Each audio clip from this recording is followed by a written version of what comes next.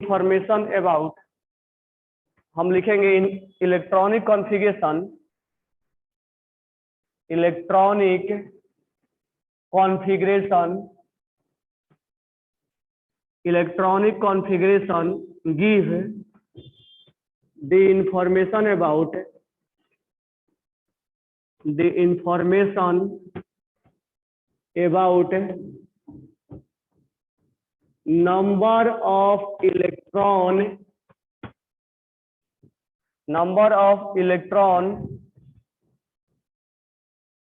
in a cell।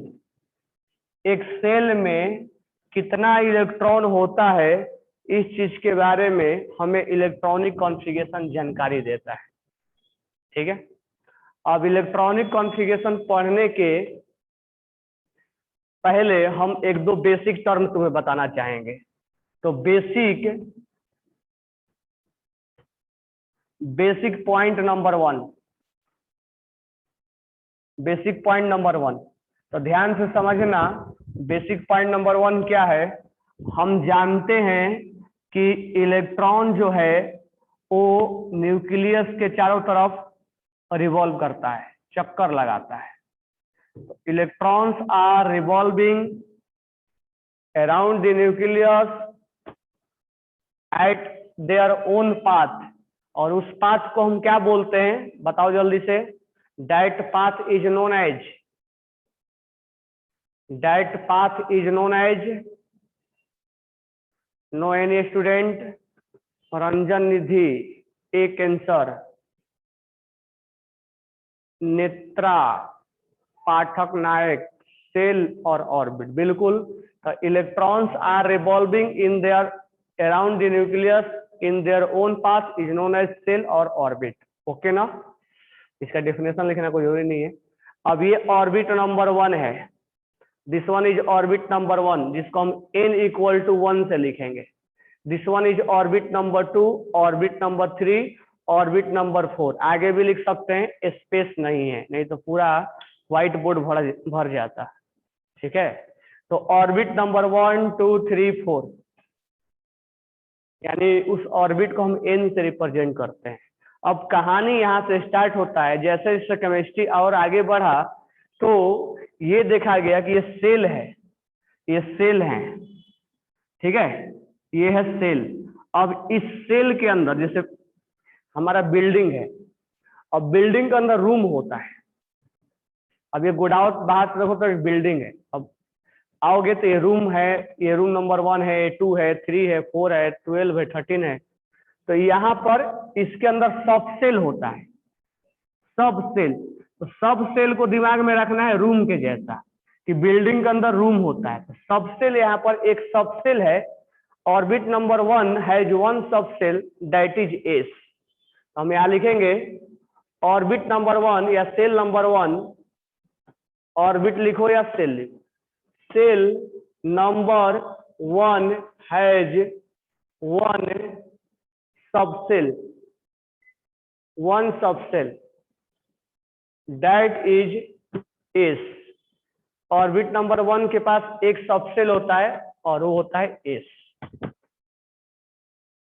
ठीक है, अब हम लिखेंगे ऑर्बिट नंबर 2 के पास जाएंगे, यानी बिल्डिंग नंबर 2 में दो सबसेल होता है, एस और पी।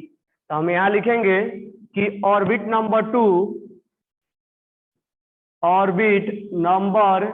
2 has 2 subshell. एक में एक सबसेल है, यानी बिल्डिंग नंबर 1 में एक रूम है, बिल्डिंग नंबर 2 में 2 रूम है। तो orbit number 2 has 2 subshell, 2 subshell. Subshell को दिमाग में कैसे रखोगे? रूम के जैसा, जैसे बिल्डिंग के अंदर रूम होता है। तो ये बिल्डिंग हो गया, ये रूम है, एस और पी। ऑर्बिट नंबर 3 मध्ये 3 सबसेल आहे, यानी orbit number 3 has 3 subshell, 3 subshell. ये सबसेल 3 होता है और होता है एस, पी और डी। यानी ऑर्बिट नंबर 3 मध्ये 3 सबसेल आहे, S, P, D.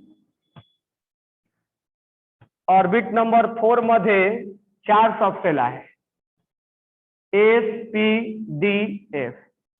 That means orbit number 4 has four subcells. 4 subcells, that is SPDF. Orbit number 4 has 4 subcells, that is SPDF. So this one is our basic point. अब SPDF, ठीक है, fifth में क्या होगा? Fifth में 5 होगा, SPDFG, लेकिन हमें G के बारे में नहीं पढ़ना है. We have only study about till F, SPDF, ठीक है. तो एक में एक सबसेल, 2 में 2 सबसेल, 3 में 3 सबसेल, 4 में 4 सबसेल, 5 में 5 सबसेल, 6 में 6 सबसेल, ठीक है. लेकिन हमें, तुम्हें मालूम है पीरियोडिक टेबल में केवल 4 ही ब्लॉक होता है, SPDF. अभी जी के बारे में सर्च नहीं हुआ है. क्या ये बेसिक पॉइंट क्लियर हो गया आपको? Basic point number 1, have you clear और नॉट?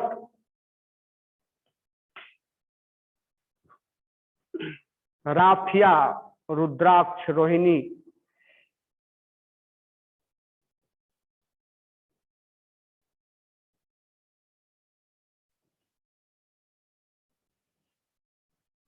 क्या आपने राइट डाउन कर लिया? तो लिखते समय, पढ़ते समय आपको राइट डाउन भी करना है, समझना भी है, राइट डाउन भी करना है, लिखना भी है. सारे काम एक साथ होना चाहिए.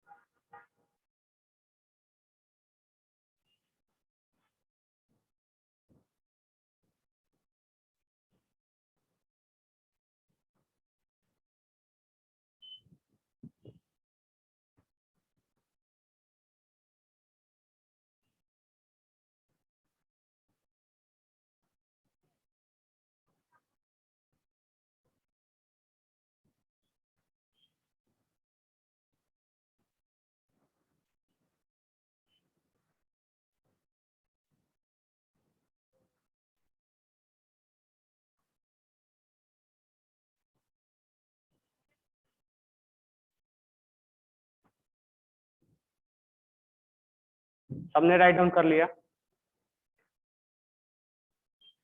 अब आते हैं नेक्स्ट पॉइंट पे. तो this one is a basic point number 1. Now basic point number 2. अब मान लो बिल्डिंग के अंदर रूम है, तो रूम में कितने स्टूडेंट पढ़ते हैं? रूम नंबर 1 में कितने पढ़ते हैं, रूम नंबर 2 में कितने पढ़ते हैं, रूम नंबर 3 में कितने पढ़ते हैं, इसका जानकारी होना चाहिए ना. तो बेसिक पॉइंट नंबर 2 है ये कि ये सर्च करके मालूम चला कि जो सबसेल है, सबसेल कौन कौन है? एस. एस के अंदर मैक्सिमम 2 इलेक्ट्रॉन रह सकते हैं. ये आफ्टर सर्च के बाद हमें मालूम चला कि जो एस नाम का रूम है, उस रूम में मैक्सिमम 2 ही स्टूडेंट पढ़ सकते हैं, 3 स्टूडेंट पढ़ने की उसमें जगह नहीं है. जो पी सबसेल है उसके अंदर मैक्सिमम जो स्टूडेंट पढ़ सकते हैं वो है 6. यानी जो पी नाम का रूम है, उस रूम में मैक्सिमम 6 इलेक्ट्रॉन रह सकते हैं, उससे ज्यादा नहीं रहेंगे. कम रह सकते हैं, कोई प्रॉब्लम नहीं, लेकिन 6 से ज्यादा नहीं रखना है. डी के अंदर मैक्सिमम 10 इलेक्ट्रॉन रहते हैं, 10 से ज्यादा नहीं रहेंगे. 10 से कम रह सकते हैं, 10 से ज्यादा नहीं, ये फिक्स होता है. एस के अंदर मैक्सिमम 14 इलेक्ट्रॉन रहते हैं, 14 से ज्यादा नहीं रहेंगे, 14 से कम रह सकते हैं. तो ये बात आप बेसिक पॉइंट नंबर 2 में याद रखोगे. याद रखोगे कि भूल जाओगे?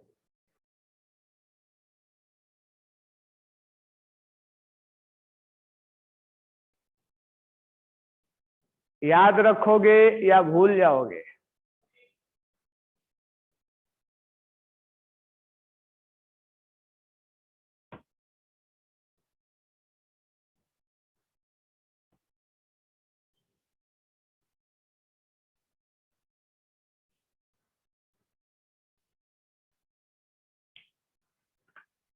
प्रथम नायक नेत्रा। तो बेसिक पॉइंट नंबर 2 क्लियर हुआ? Do you understand basic point number 2? Do you understand basic point number 2? Okay, now basic point number 3। अब मान लो ऐसा सोचो दिमाग में कि 100 स्टूडेंट है, ठीक है, और 100 स्टूडेंट को तुमसे बोल दिया गया कि जाओ सबको रूम में पढ़ने के लिए भेजो। तो मुझे बताओ 100 स्टूडेंट में से इस जो रूम है उसमें कितने स्टूडेंट को बैठाओगे तुम? इस रूम में कितने स्टूडेंट को बैठाओगे? जल्दी बोलो। 2 स्टूडेंट को। उसके बाद पी रूम में कितने बैठाओगे? डी में कितना बैठाओगे? और एफ में कितना बैठाओगे? 14। बिल्कुल सही। अच्छा मुझे बताओ कि एस बिल्डिंग नंबर 1 में भी था, बिल्डिंग नंबर 2 में भी था, यानी एस नाम का जो रूम है वो बिल्डिंग नंबर 1 में भी था, देखे होगे, और बिल्डिंग नंबर 2 में भी था एस और पी। बिल्डिंग नंबर 3 में भी एस था, एस पी डी। तो एक यहां से बेसिक पॉइंट नंबर 3 हम ये पढ़ेंगे कि हम किसको पहले भरे किसको बाद में भरे, यानी किस रूम को हमें पहले भरना है। तो मैं यहाँ पर डायरेक्ट लिख रहा हूं, और ये एनर्जी के अकॉर्डिंग लिखा जाता है कि जिसका एनर्जी कम होता है उसको पहले भरा जाता है। तो सबसे पहले आप बिल्डिंग नंबर 1 में भरोगे ना। बिल्डिंग नंबर 1 में एस नाम का रूम है, तो हम इसको 1s बोलते हैं। तो सबसे पहले अगर इलेक्ट्रॉन आएगा तो हम सबसे पहले किस में भरेंगे? 1s में। अब जैसे ही तुम रूम बिल्डिंग चेंज करोगे तो कॉमा लगाओगे 1s। अब तुम बिल्डिंग नंबर 2 में गए, बिल्डिंग नंबर 2 में पहले किस रूम को भरोगे? एस नाम का। और बिल्डिंग नंबर 2 में इसके बाद किसको भरोगे? पी में। ये बिल्डिंग नंबर 2 और ये बिल्डिंग नंबर 2 में है, कॉमा नहीं लगाना है। अब बिल्डिंग नंबर जैसे बिल्डिंग चेंज हुआ तब कॉमा लगाना है। अब तुम बिल्डिंग नंबर 3 में गए, 3 में गए तो पहले हम 3s को फिलअप करेंगे, 3s के बाद 3p को हम कॉमा नहीं लगाएंगे क्योंकि 3 है। अब 3p के बाद 3d आना चाहिए, लेकिन ऐसा नहीं होता है, 4s होता है। क्यों होता है वो बाद में बात करेंगे, यानी सीक्वेंस वाइज नहीं होता ये, फिर 3d होता है। अब यही तक सीखो, आगे और बताएंगे। तो ये बेसिक पॉइंट नंबर आपको 3 है कि हमें सबसे पहले किसको भरना है। क्या ये बातें समझ में आई? किसको पहले भरोगे? सबसे पहले किसको भरोगे? बातें समझ में आई? सो रहे हो क्या? क्या ये बातें सबको समझ में आई कि किसको फिलअप करना है किसको नहीं करना है? ओके। 3D नहीं होता है, 4s पहले होता है 3D बाद में। यहाँ है ना 3D, 4s पहले 3D बाद में, वो रीजन है, वो आगे बताएंगे।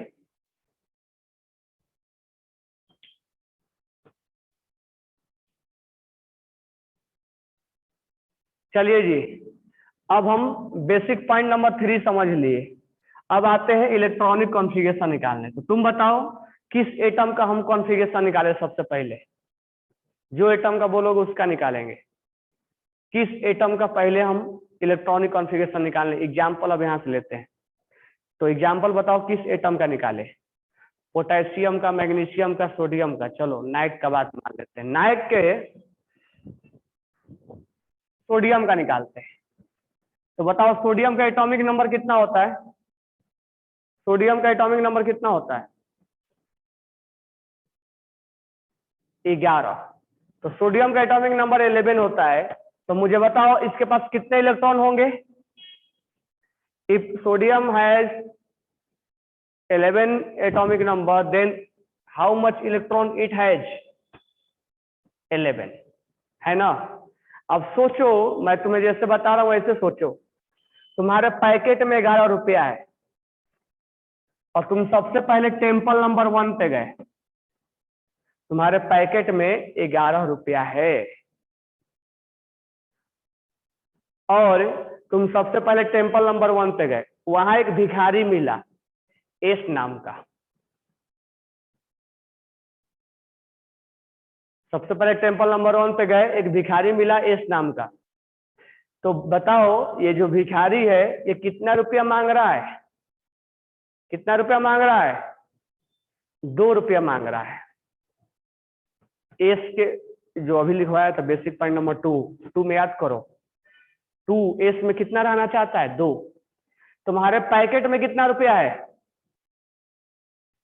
तुम्हारे पैकेट में कितना रुपया है? 11। और ये मांग कितना रहा है? 2 रुपये। ईमानदार है, ज्यादा नहीं मांग रहा है। तो जितना अगर हमारे पैकेट में है इससे ज्यादा तो हम उसको जितना मांग रहा है उतना दे देंगे। अब हमारे पैकेट में बच गया 9 रुपीज। पैसा बचना नहीं चाहिए पैकेट में। तो हम अब टेम्पल नंबर 2 पे गए। तो टेम्पल नंबर 2 पे कौन भिखारी मिला? कौन सा भिखारी मिला? एस नाम का। कितना चिल्ला रहा है? कितना रुपया चाहिए इसको? कितना रुपया चाहिए? 2 रुपया। और हमारे पास कितना है? 9। तो हम कितना देना पसंद करेंगे? 9 देना पसंद करेंगे, 2 देना पसंद करेंगे? 2 देना पसंद करेंगे, क्योंकि 2 से इसको ज्यादा नहीं चाहिए। ईमानदार है। अब हमारे पैकेट में बच गया 7 रुपया। अब टेम्पल नंबर 2 पे ही, अभी टेम्पल चेंज नहीं करना, 3 पे नहीं जाना है। टेम्पल नंबर 2 पे एक और भिखारी है, यानी टेम्पल नंबर 1 पे एक भिखारी, टेम्पल नंबर 2 पे 2 भिखारी, टेम्पल नंबर 3 पे 3 भिखारी, टेम्पल नंबर 4 पे 4 भिखारी। अब बताओ टेम्पल नंबर 2 पे जो पी नाम का भिखारी है वो कितना चिल्ला रहा है? कितना चाहिए उसको? 6 चाहिए। अभी अभी बेसिक पॉइंट नंबर 2 में लिखवाया था। क्या हमारे पास 6 रुपीज है? हम अपने आप से एक क्वेश्चन करेंगे, क्या हमारे पास 6 रुपीज है? यस और नो? क्या हमारे पैकेट में 6 रुपीज है? ये नेहा बोले शिंदे की नहीं, अरे 7 रुपया हमारे पास। तो क्या मैं इसको कितना दूंगा? 7 दूंगा या 6 दूंगा? 6 दे दूंगा, क्योंकि इसको 6 से ज्यादा चाहिए नहीं। अब हमारे पैकेट में कितना बच गया बताओ जल्दी से। अब हमारे पैकेट में कितना बच, ये सब जैसे मैं बता रहा हूं वैसे वैसे क्वेश्चंस करके तुम खुद बनाओगे। फिर धीरे धीरे जब प्रैक्टिस हो जाएगा आपका तो ये भिखारी और टेम्पल नहीं करना पड़ेगा।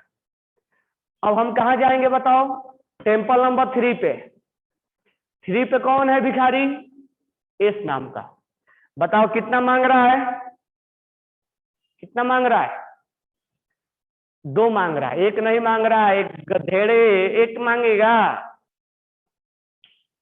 2 मांग रहा है। ये मैं थोड़े पूछ रहा हूं कि कितना हम देंगे। मांग कितना रहा है? 2, लेकिन हमारे पास कितने हैं? 1। तो क्या मैं खुद दूसरे से मांग के लाऊंगा? तो खुद भिखारी बन जाऊंगा। तो हम बोलेंगे कि देखो भाई मेरे पास 1 ही रुपया है, 1 रुपया ले लो, काम चलाओ। अब हम खुद भिखारी बन गए। अब हमारा पैकेट खाली हो गया, हम घर वापस जा रहे हैं। अब हम आगे के टेम्पल पे विजिट नहीं करेंगे, बस हो गया। तो यहाँ इसको 2 देना था लेकिन था ही नहीं, तो कहाँ से? खुद उधार मांग के थोड़े देंगे हम।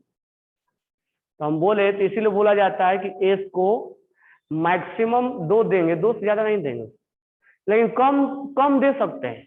अच्छा आगे की कहानी क्या है? जब पैसा ही नहीं है तो आगे हम टेम्पल पर गए ही नहीं, आगे का हमें कुछ नहीं करना है, यहीं पर छोड़ देना है।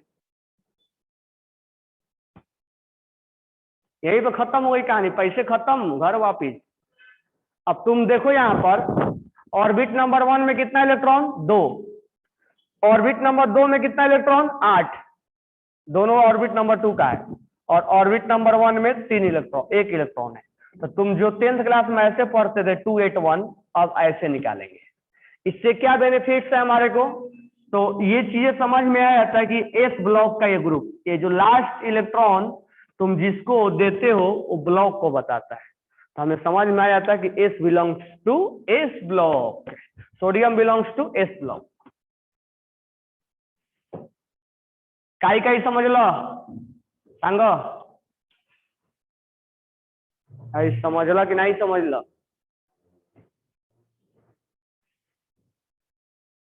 काही अडचण?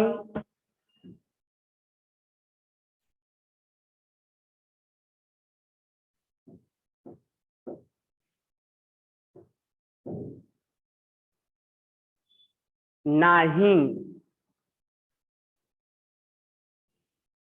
राइट डाउन करो, और राइट डाउन करने के बाद जल्दी से क्लोरीन का निकालो। क्लोरीन का एटॉमिक नंबर है 17।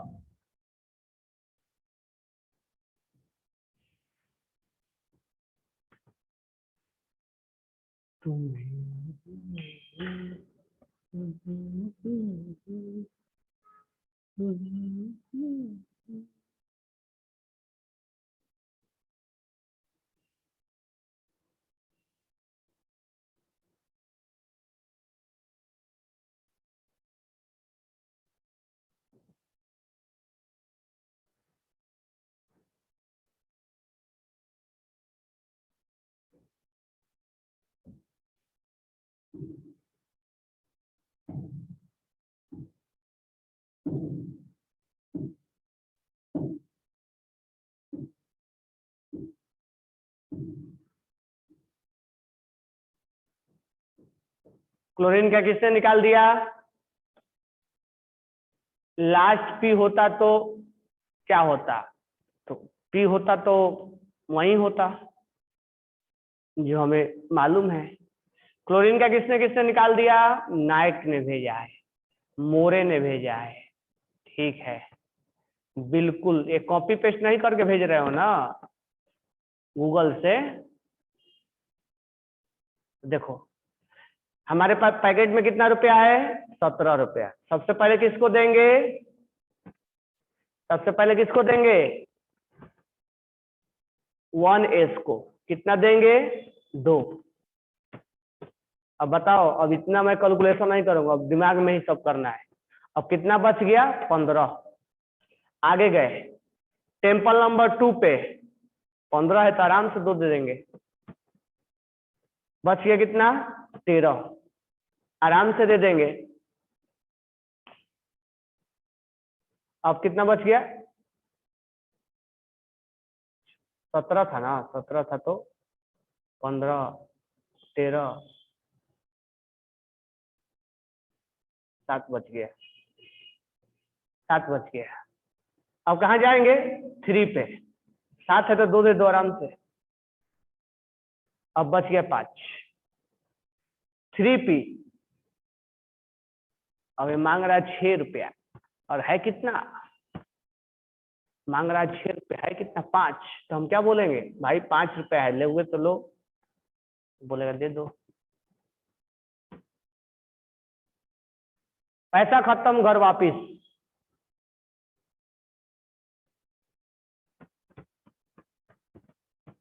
यानी कि हमारे पास अगर पैकेट में पूरा रुपया होगा तो हम जितना मांगेगा उतना देंगे। अगर पैकेट में नहीं है तो जितना बचेगा उतना ही देके हम घर वापिस चले आएंगे रोते हुए, पैसा खत्म हो गया। काई काई समझ लो? समझ लो कि नहीं समझ लो? तो कल घर से each and every student homework करके लाओगे 1 से 40 तक, नहीं 1 से 30 तक ही रहने दो, 1 to 30 एटॉमिक नंबर आप घर से होमवर्क निकाल के लाओगे। फाइंड इलेक्ट्रॉनिक कॉन्फ़िगरेशन, सबको समझ में आया ना? ऑफ एटॉमिक नंबर 1 to 30, और नाम भी लिखना है ऐसे, हाइड्रोजन, का एटॉमिक नंबर 1, इसका कॉन्फ़िगरेशन ये, हीलियम एटॉमिक नंबर 2, इसका कॉन्फ़िगरेशन ये, लिथियम एटॉमिक नंबर 3, इसका कॉन्फ़िगरेशन ये। तो कल 30 तक बना के लाओगे। ओके, आफ्टर दैट मैं आपको टीच करूंगा पीरियोडिक क्लासिफिकेशन का थोड़ा सा रेडियस के बारे में।